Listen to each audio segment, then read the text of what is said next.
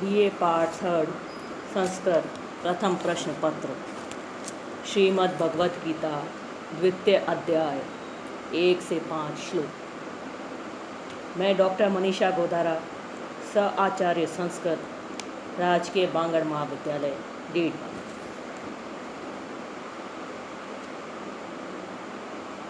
भारतीय संस्कृति में रामायण और महाभारत का महत्वपूर्ण स्थान है। इन दोनों को उपजीव्य काव्य कहा जाता है।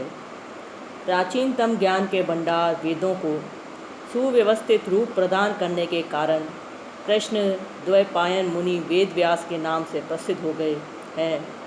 ये ही महाभारत के भी रचयिता हैं, जिसमें 1,00,000 श्लोक है।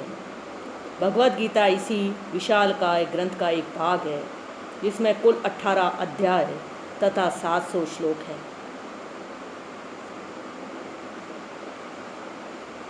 इसमें उपनिषदों के प्राय सभी तत्वों को सरलतापूर्वक समझाया गया है। यह आध्यात्मिक और व्यावहारिक सामग्री से परिपूर्ण है। गीता वस्तुतः सर्वशास्त्रमयी है। इसमें सारे शास्त्रों का सार भरा हुआ है। इसे सारे शास्त्रों का खजाना कहें तो भी अतियुक्ति नहीं होगी। गीता का भली भांति ज्ञान हो जाने पर सब शास्त्रों का तात्विक ज्ञान अपने आप हो सकता है। उसके लिए अलग परिश्रम करने की आवश्यकता नहीं रहती। गीता स्वयं भगवान श्री कृष्ण के मुखारविंद से निकली है, इसलिए उसे सभी शास्त्रों से बढ़कर कहा जाए तो कोई अत्युक्ति नहीं होगी। स्वयं भगवान वेद व्यास ने कहा है, गीता सुगीता कर्तव्या किम अन्ययी शास्त्र संग्रही या स्वयं पद्मनाभस्य मुख पद्मात् विनिसृता। भारतीय तथा पाश्चात्य दोनों ज्ञान पिपासुओं ने इसे अतुलनीय सम्मान प्रदान किया है।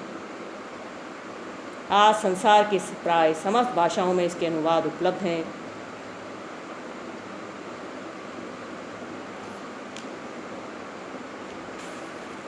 गीता का शब्दार्थ है गाई हुई या कही हुई।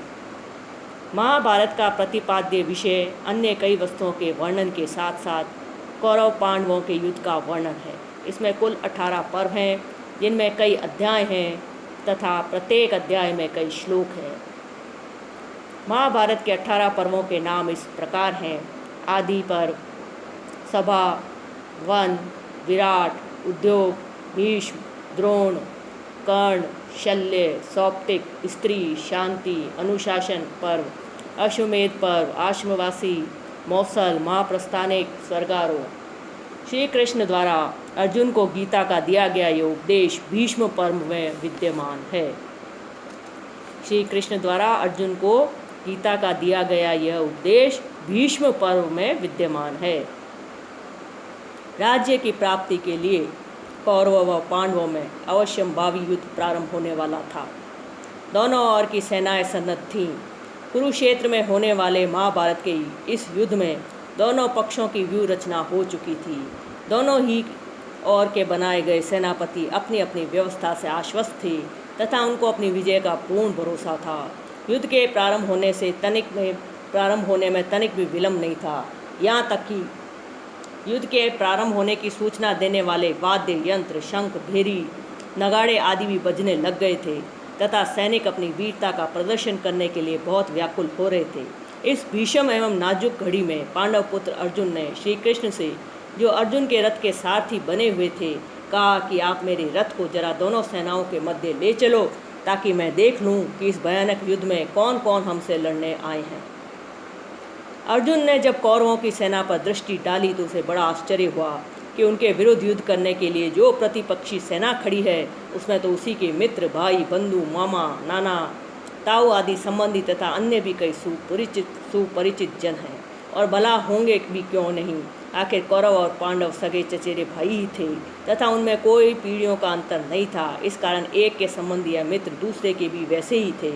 भीष्म पितामह दोनों पक्षों के बाबा थे। आचार्य द्रोण ने दोनों को शिक्षा दी थी और अन्य कई मित्र भी दोनों के समान थे। अतः उनको देखकर अर्जुन सन्न रह गया।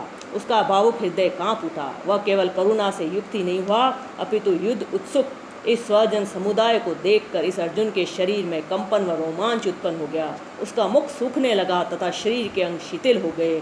उस वीर का गांडीव धनुष हाथ से छूट गया और सिर चकराने लगा। वह तत्काल रथ के पिछले भाग में जा बैठा। इस समय अर्जुन की मनोदशा ठीक नहीं थी। उसने निराश होकर श्री कृष्ण से कहा, मैं अच्छे शकुन नहीं देख रहा हूँ। युद्ध में स्वजनों को मारने से अपना कल्याण नहीं होगा। मुझे विजय, राज्य, भोग अथवा जीवन कुछ नहीं चाहिए, क्योंकि जिनके लिए राज्य, लाभ या सुख की कामना की जाती है वे बंधु बांधव तो यहाँ अपने प्राणों का मोह छोड़कर लड़ने के लिए प्रस्तुत हैं। इनको मार कर तो मैं त्रिलोकी का राज्य भी नहीं लूँगा। माना कि ये आत्ताई हैं या पापी हैं, फिर भी मैं इनका वध करने से हमें पाप ही लगेगा। भले ही लोभ से भ्रष्ट चित्त वाले इन्हें कुल क्षय या मित्रद्रोह जन्य पाप का भान न हो, किंतु हमें तो समझदारी से काम लेना चाहिए। अतः मैं तो किसी भी स्थिति में युद्ध नहीं करूँगा। अर्जुन के ऐसे दीनतापूर्ण वचन सुनकर श्री कृष्ण ने उसे जो उपदेश या ज्ञान दिया वही श्रीमद् भगवद गीता है। तत्काल श्री कृष्ण ने अर्जुन को समझाना प्रारंभ किया। इस योगी राज ने उसे आत्मा की अमरता का प्रतिपादन करते हुए निष्काम कर्म करने की प्रेरणा दी। उन्होंने अर्जुन के हृदय में ये तथ्य भली भांति बैठा दिया कि इस धर्म संबद्ध युद्ध को करना ही एकमात्र कर्तव्य है। इससे अर्जुन की समस्त शंकाएं दूर हो गई, उसका मोह भंग हुआ तथा वह विगत ज्वर होकर युद्ध के लिए कटिबद्ध हुआ। 18 अध्यायों में विभक्त 700 श्लोकों वाली ये गीता संवाद शैली में लिखी गई है, जिसे प्रश्नोत्तर शैली भी कहा जा सकता है। इसके प्रमुख वक्ता संजय हैं, जो कौरवों के पिता धृतराष्ट्र को, जो जन्मांध थे, कौरव पांडवों के मध्य होने वाले युद्ध का विवरण सुनाते हैं। यह क्योंकि प्राचीन शैली का काव्य है, अतः इसमें स्थान स्थान पर संजय उवाच या धृतराष्ट्र उवाच जैसे गद्य पंक्तियाँ पृथक से प्राप्त होती हैं। इसमें धृतराष्ट्र द्वारा पूछे गए प्रश्नों का उत्तर देते हुए संजय वर्णन करता है। दूसरी ओर इस लघु काव्य का प्रमुख वक्ता श्री कृष्ण भी सुप्रसिद्ध वीर अर्जुन की शंकाओं का समाधान करता है।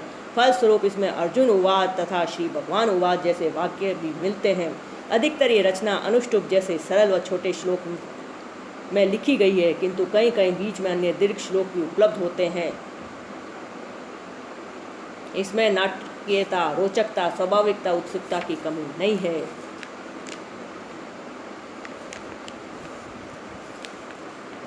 भगवद गीता का प्रथम अध्याय उपोद्घात स्वरूप है, जिसमें दोनों पक्षों की सेनाओं का प्रदर्शन तथा अर्जुन के लिए विषाद का वर्णन है।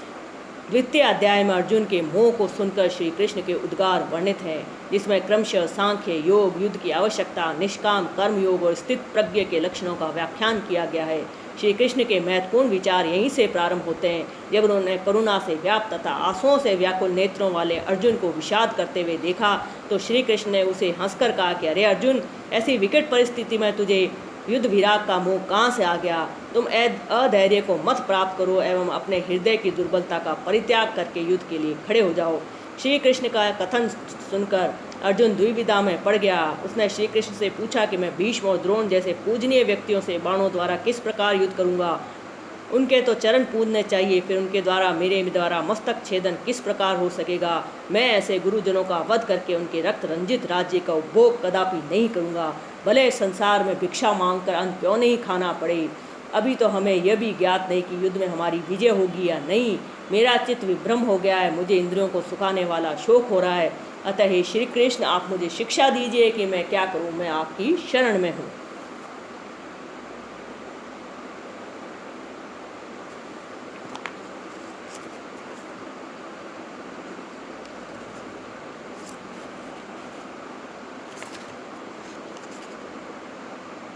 श्रीमद् गीता का प्रथम श्लोक।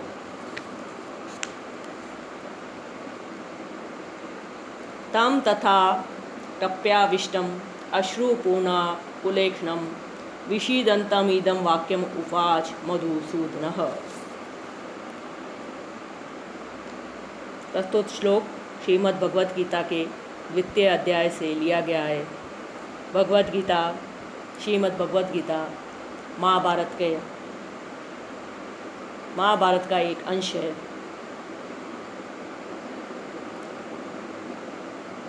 प्रस्तुत श्लोक श्रीमद् भगवद गीता के द्वितीय अध्याय के प्रारंभ का है। महाभारत युद्ध के प्रारंभ होने से पूर्व अर्जुन श्री कृष्ण से कहकर अपना रथ दोनों सेनाओं के मध्य में ले जाता है, ताकि वह अपने शत्रु कौरवों के पक्ष में आए हुए उन वीरों को देख सके